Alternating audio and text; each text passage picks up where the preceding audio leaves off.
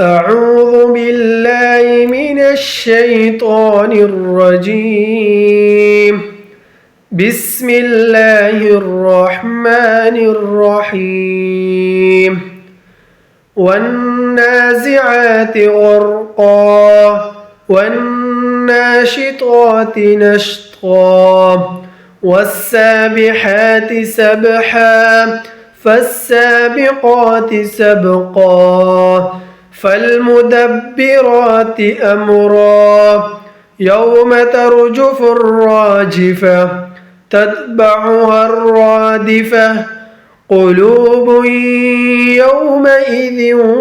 واجفة أبصارها خاشعة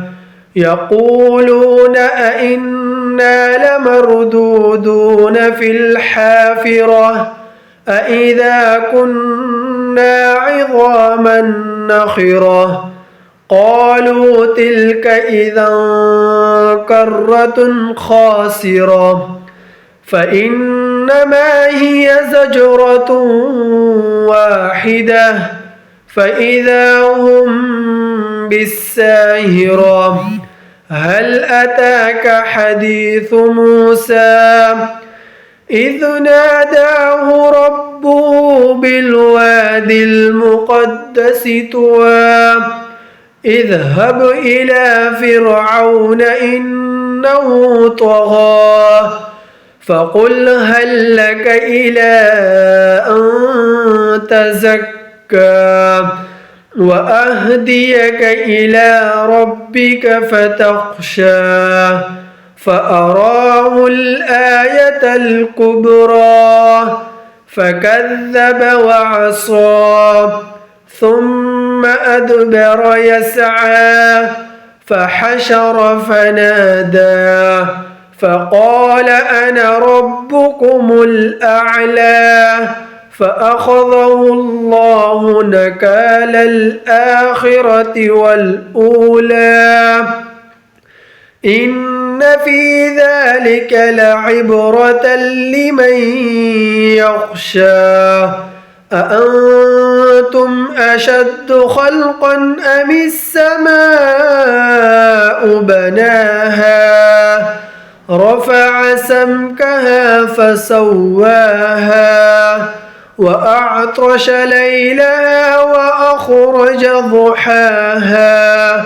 والأرض بعد ذلك دحاها أخرج منها ماءها ومرعاها والجبال أرساها متاعا لكم ولأنعامكم فإذا جاءت الطامة الكبرى يوم يتذكر الإنسان ما سعى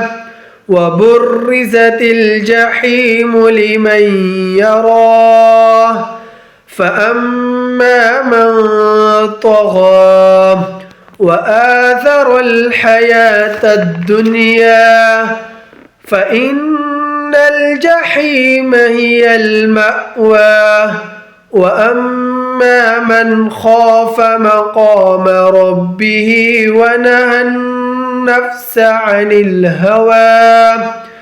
فإن الجنة هي المأوى يسألونك عن الساعة أيان مرساها فيم أنت من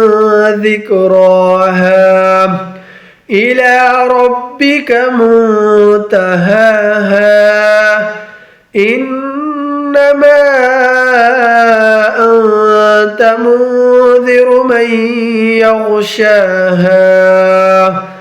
كأنهم يوم يرونها لم يلبثوا إلا عشية